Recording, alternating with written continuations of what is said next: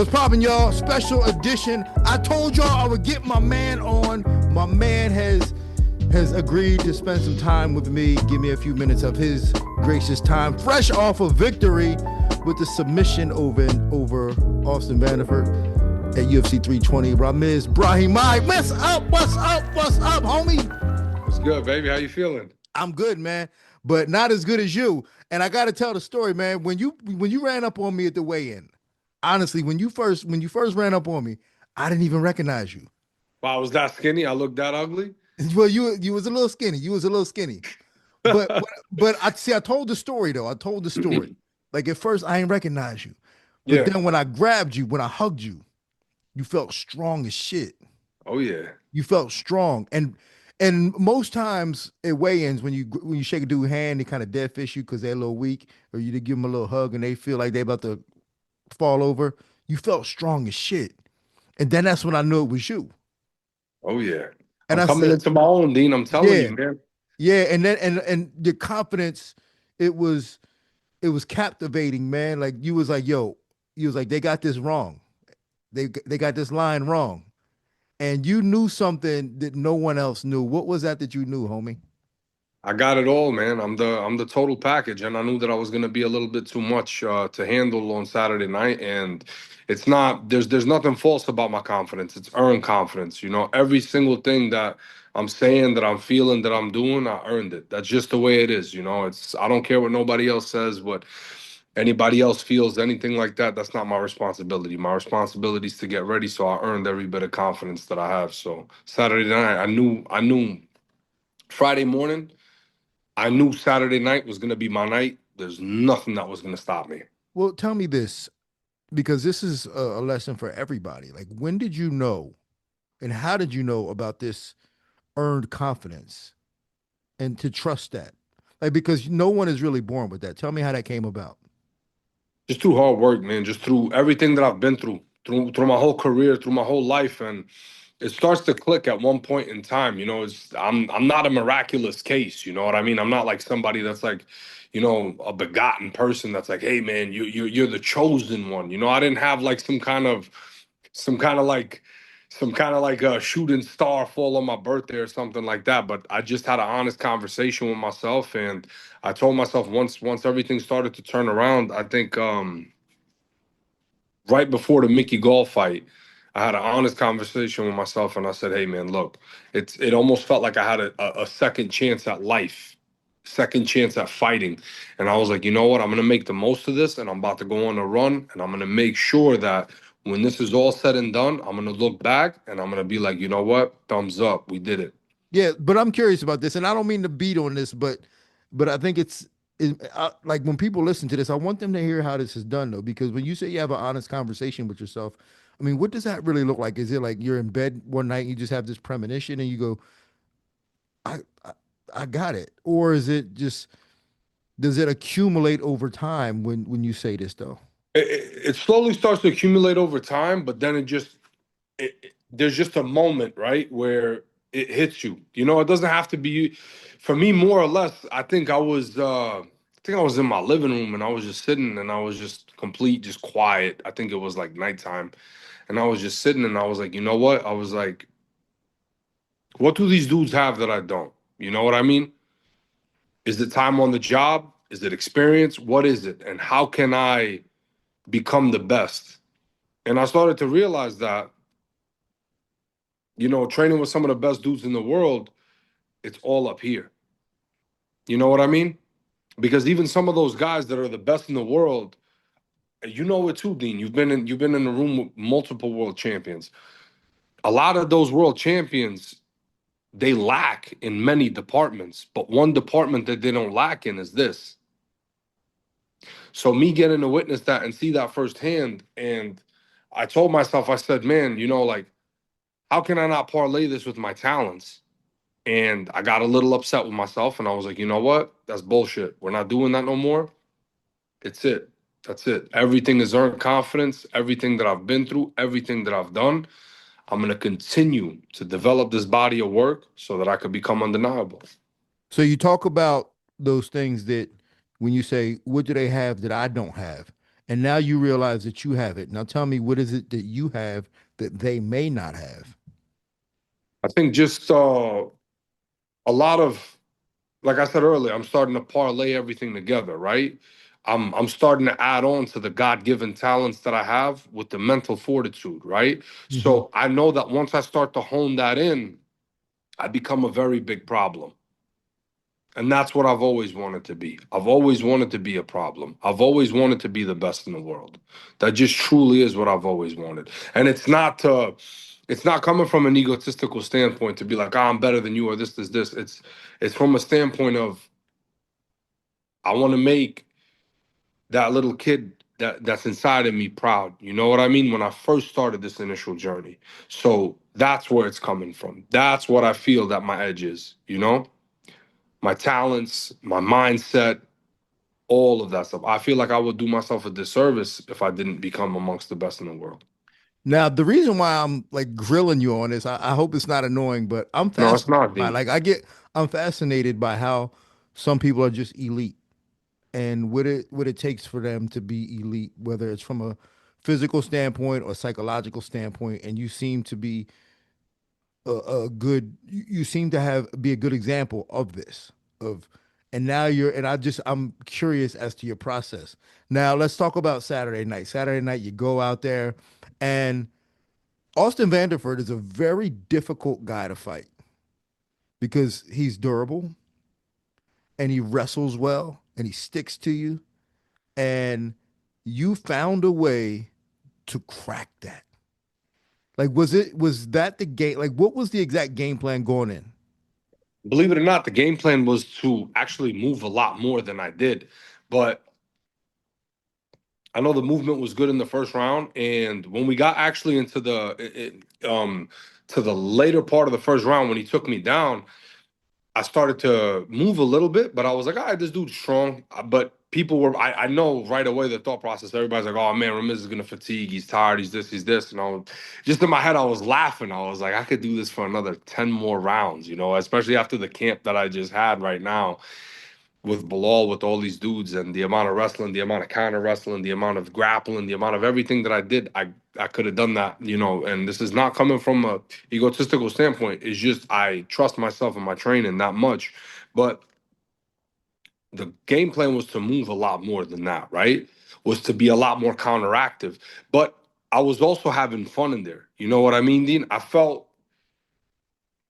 I could honestly tell you, I still remember the exact feeling of the canvas under my feet. You know what I Yeah, mean? yeah. No, I get that. And I felt how the cage felt against my back. I felt how every single punch was landing, how every single jab was landing. I felt how it felt. I still feel how it felt to slip his jabs, to slip his punches, to counter everything. So I was so involved in the moment. And I know I kind of deviated away from the game plan a little bit, which was to stick and move, and make him really tired and start to capitalize as I did on those counters. But I also knew that once we got into those grappling exchanges, I'm also a world-class grappler myself, you know? Yeah. And I respect everybody's, I respected Austin's wrestling chops. I knew he came from a very good wrestling background. The dude is no slouch, man. The dude is very fucking strong. He's very strong, man.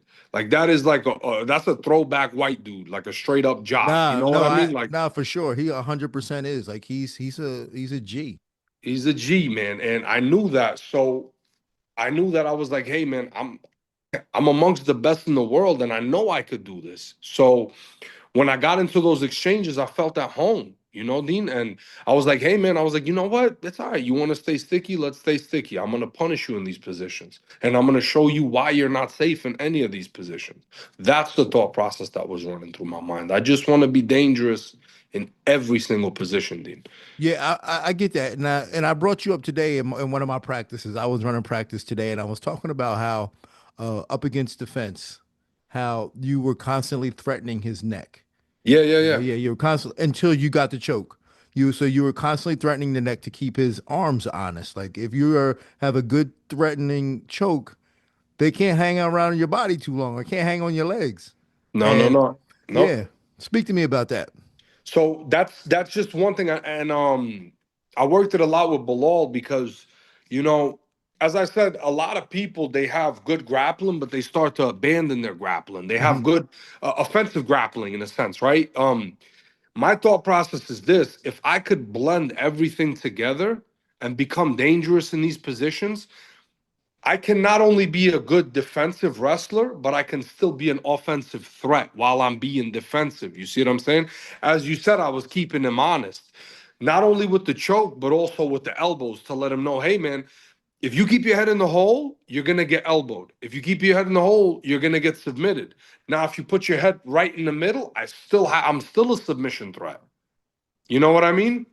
Yeah. And these are just little tricks, little dirty tricks that I keep up my sleeve in order to combat people, because I also realize, like, you know, one thing that I'm starting to learn and I'm starting to process now is when you defend the takedown, it's not just about defending the takedown, it's about punishing the person that shot in on you.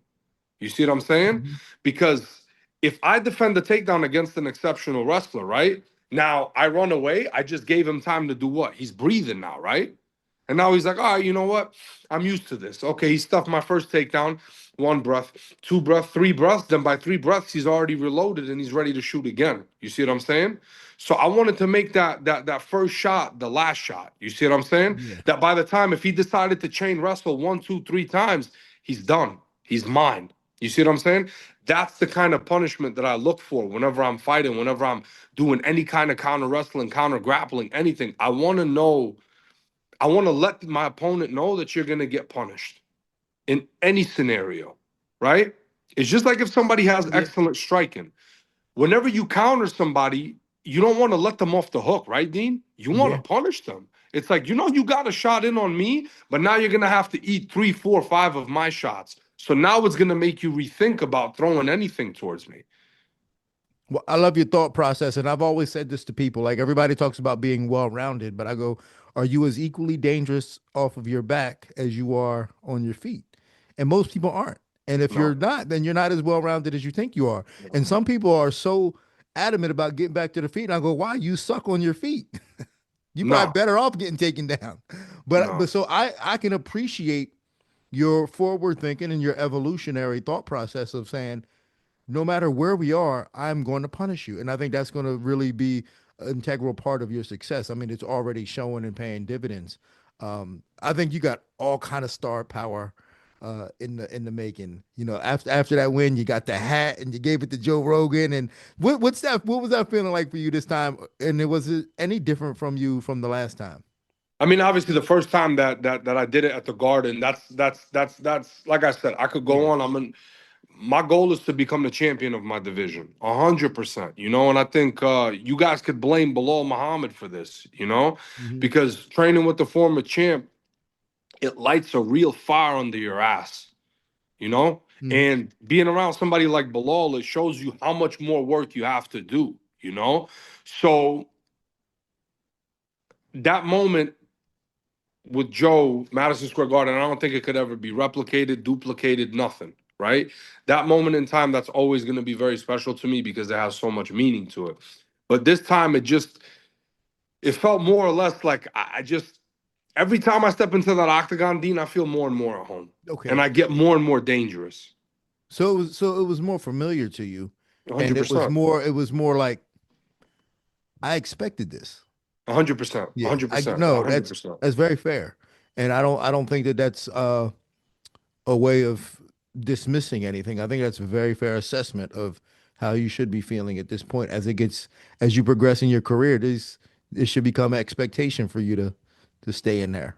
I'm expecting excellence, Dean. That's what I Yeah. train for. That's what I sacrifice for. And as I said earlier, I don't care if I hurt somebody's feelings. Like one thing that I've been reading up on, right? You look at Tiger Woods, you look at Michael Jordan, you look at the greats of every generation. Um, they would never apologize for trying to be excellent. You know what I mean? And I'm like I said, I'm never trying to come off as an egotistical person. I just want to excel. I just want to be great. That's all I care about right now. You know what I mean? That's what I'm devoting so much of my time for, and every time I step into the octagon, I try to paint a beautiful painting, right? For the fans, for everybody, to show everybody, hey, This is all the fruits of my labor in the camp. This is all the struggles that I've been through in the camp. And it's I was reading something, I think, from Pedro Munoz. I think he posted something where he basically said, mixed martial arts is a form of expressing yourself. And Mhm. that's what I'm doing every single time. I'm expressing myself. I'm expressing who I am, what I feel, what's in my heart, what's been in my camp. And I think once you learn how to hone that in, and you learn how to really translate your work into that UFC octagon, I think the sky's not the limit. I think it goes way past that. And I feel like I'm starting to tap into something like that, and I'm gonna keep going. I'm gonna keep tapping into that and keep going and just see how far it gets me. And I know it's gonna get me very far, Dean. Well, who's on your hit list right now? On my hit list right now, Yeah. honestly, anybody that's gonna get me closer to the top 15. You know what I mean? I would love a matchup with Michael Chiesa. I have all the respect in the world. That's somebody that I loved watching for the longest time. I remember every single one of his scraps. I remember when the dude submitted guys that he wasn't supposed to be submitting. You know what I mean? Beat guys that he wasn't supposed to be beating. It would be the utmost biggest honor in the world for me to fight Michael Chiesa. You know what I You mean? know, And I'm going to clip this and send this to him. He's a I good know friend. you're gonna Yeah, clip it and send it to him. I'm yeah. not saying But nothing no, bad about Michael Chiesa. Mike is he's a good friend, and honestly, more than anything, he'll be honored to I hear. would be honored too. Well, That's a yeah, dude that I came up watching. That's a yeah, that's a that's a legend right there. You know what I mean? I would love to mix it up with Michael Chiesa. And I'm telling you, it was the same thing for Austin Vanderford. It's yeah. the same thing for anybody that I step foot into the octagon with. You can ask anybody and everybody that does the camps with me. They see how fully devoted I am. I'm not distracted by nothing. You know what I mean? It's almost like, man, it's almost like I'm a game bred dog. You know what I mean? And I only have one objective, and that's just to fight. You know what I mean? So that's where all my allocated time goes to. If I'm not reading, if I'm not studying, if I'm not trying to find ways how to be more dangerous, the only thing that I'm thinking about is just is trying to be amongst the best. And like I said earlier, just it really started off when I did my first camp with Bilal for the fight in Madison Square Garden. It just everything changed, Dean. Everything changed. Everything changed. Just everything changed. Well, it's certainly working. And people ask me all the time, like, who's my favorite fighter? And I'm like, I don't know. But I can tell you right now, you're up there. You serious, Dean? I swear it. I Don't swear play it. with me, No, man. I'm not playing with you. I'm not playing with you. You're up That there. means a lot, Dean. That You're means up a there. lot, man. Seriously. I love your energy, and I see you. I see exactly what you're doing, and you're right in the thick of it. And and your mindset towards fighting, your mindset towards the game, you get it. And I don't see any complaints. It's just put somebody in front of me. I know what I want in life, and I love that, man. So I I'm a fan more Thank you, than Dean. I anything. appreciate that. I'm a true fan, I really and I appreciate can't that. wait. I can't wait to see what's next for you. I'm hoping they give you something soon, man, because I think that's the one thing that you need in order to really excel, and that's consistency and frequency with fighting. And sometimes that holds people back because Mick and Sean are like, put them on a shelf for 6 months. I think for you, you need to stay out there in front of people. I mean, man, I speak English. You don't got to worry about no visa issues with me. You don't got to worry about none of that stuff. I'm purebred. I'm from the Bronx, man, and I think I got like you said, I definitely do think I got a lot of star power, and there's a lot of untapped talent inside of me that I know I can express to the whole world, and I think I'm just getting better every single fight. You know what I mean? So every single outing. Can you hear me, Dean? Yeah, I got you. I every got you. every single every single outing, every single fight that I have, I think I'm just progressively getting better, and that makes me happy, right? Is I wanted to show that my fight at the Garden wasn't a fluke. I wanted to also show that, hey, you know, they gave me an opponent change on 4 days' notice when I fought in May. That never bothered me. I always say yes. I always keep my head down and I keep working. That's just who I am. I've never said no to a single opponent in my life. As long as I'm healthy, as long as I can make it to the fight, you better bank everything that I'm gonna scrap with somebody. That's just the way that I am. Oh man, this is what I'm talking about. And this is what I like about you. Fighters fight, you know, Dean, and Yeah, I'm not here to be no prima donna. I'm here to get paid. I'm here to make money, and I'm here to solidify my legacy. That's what I care about. You know, I feel like for too long I haven't been myself, and I'm disgusted in myself for that. But that's dead now. yeah, That's all behind me. That doesn't matter no more. You know what yeah, I mean? for What sure. matters right now is just me going forward and me getting better continuously and making a run. That's all I care about, Dean. I love it. Well, Ramiz, I appreciate your time today, and I appreciate what you're doing inside the octagon, inside, outside the octagon, and just your passion, man. It is inspiring to me. I always tell people I don't have enough people around me that inspires me because they don't have it. But when I watch you, I get inspired. So I thank you for that. You the man, Dean. That means a lot to me, man. Whenever I hear the OGs tell me stuff like this, there's no amount of money, there's no amount of nothing in the world that can replicate this. You have to understand that. I'm a very simple person, you know. A kind word, a word of value goes a very long way with me. That's how I've always been.